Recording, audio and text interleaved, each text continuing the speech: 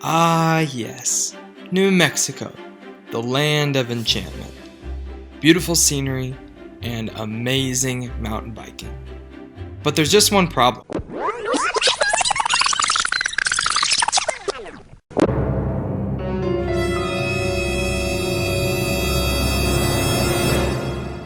That's right, it's this little plant that you see. It grows and produces these things called goat heads. They are vicious little bastards. And I gotta admit, I am freaking tired of airing up my tires and getting punctures in my tubes. It's time to go tubeless.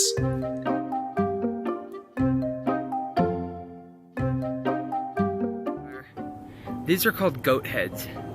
Okay, I live in the Southwest, and this little guy right here can make a good riding day turn into a bad riding day. There are literally millions of these everywhere, and it doesn't take much for them to pop your tire. So, going tubeless is a must in the Southwest. If you ride in the Southwest, you absolutely know that for a fact.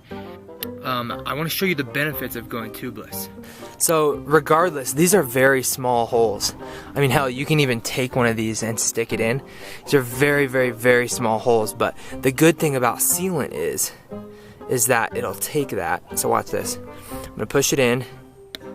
Oh, shoot, got another goat head, so if I pull it out, there should be sealant that comes out and fills that hole. You see that?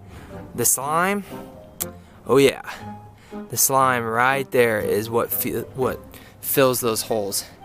That is why tubeless is so great, because a good riding day can turn into a bad riding day with one of these little boogers, and they are everywhere. Okay, so let's get to it. Let's go tubeless. Okay, so to go tubeless, you're gonna need a couple of things, and the first one being obviously these tubeless ready valve stems. Okay, I bought these off of Amazon. They're about 15 bucks. They are Specifics brand. I'm gonna leave a link in the comment below. And one of the main reasons why I bought this, bought these valve stems was because they had a rubber O-ring on the bottom of this securing nut right here on top. Okay, so I really like that feature about it. Now that package also came with a little valve stem remover tool, which is nice.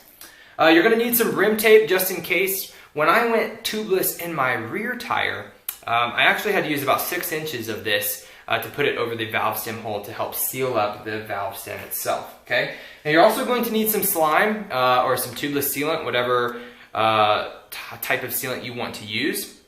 Now, I use slime ATV sealant, okay? Why? Because the particles in the ATV sealant are bigger than the bicycle sealant, okay? Now, what does that mean? That means when you get a bigger puncture, these bigger particles are more likely to seal up that bigger puncture than what bicycle tubeless sealant will, okay? Now, you're also going to need some tire levers to get that bad boy off the rim. And yes, that is my shower. The first thing you want to do is obviously take off your front wheel.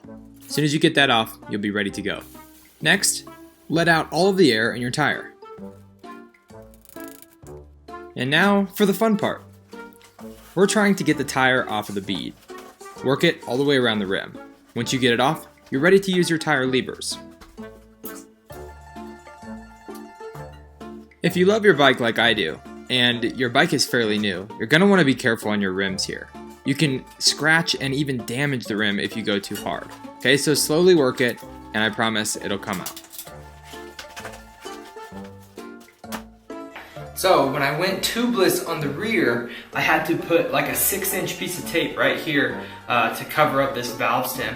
But these are tubeless compatible ready rims. I'm gonna go ahead and chance it because honestly, these valve stems look like they're gonna fit in there and seal up very, very nicely inside that hole. Okay, so I'm not gonna add any rim tape, but I'm gonna go ahead and insert the valve, and then we'll get the tire back, ready to get set back on the bead.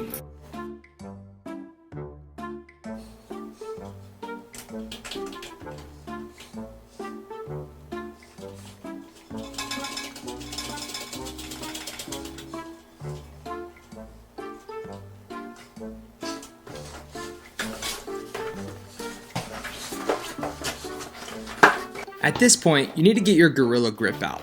Grab that tire and push it back onto the rim. Try not to use your levers, as this is the part that can damage your rim the most. Okay, so what we're gonna do now is take a sponge just filled with soapy water, and we're gonna help seal up the rim a little bit. And you just take this and you rub it around, just like this. And since the other side is still sealed to the bead, so we don't have to do anything with that side. But before we even put sealant in, we're gonna seal this tire up and make sure that it airs up and the bead sets okay.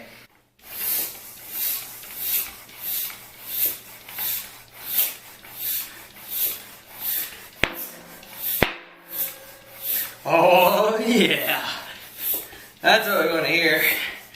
I'm gonna keep going until about 40 PSI or so, and I'm hearing a leak already, but I imagine it's just at the valve sim. So there's 35. Okay. So here's what I found. We have a small leak, well not small, but there's a seam in my rim. Okay, I want to show you guys this. It's freaking leaking air like crazy.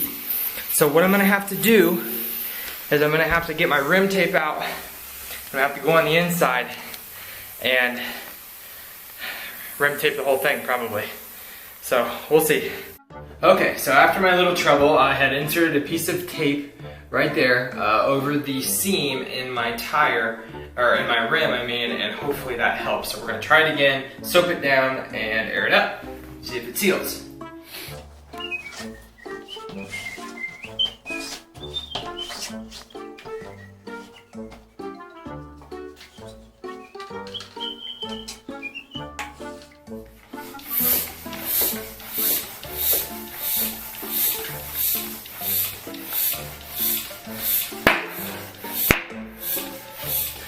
Got a good initial seal. Bead set pretty well. Let's keep going. So,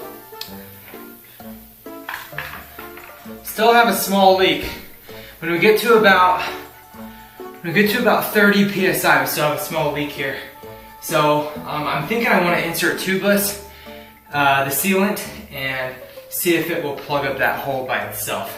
But other than that, I think we are good to go.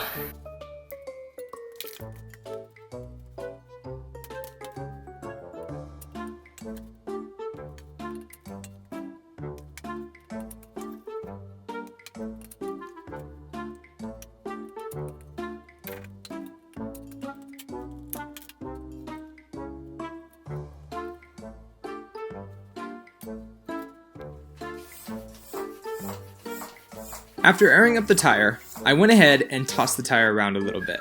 This helps equally move the tubeless sealant around in the tire. And what do you know, after bouncing it a couple times, the sealant had sealed up the leak that I had. That's it for now. I'll see you on the next episode right here on OHP. See you later. Let me show you how much I hate these little things. These little things are the devil. Look at that. They are freaking in the bottom of my flip-flop.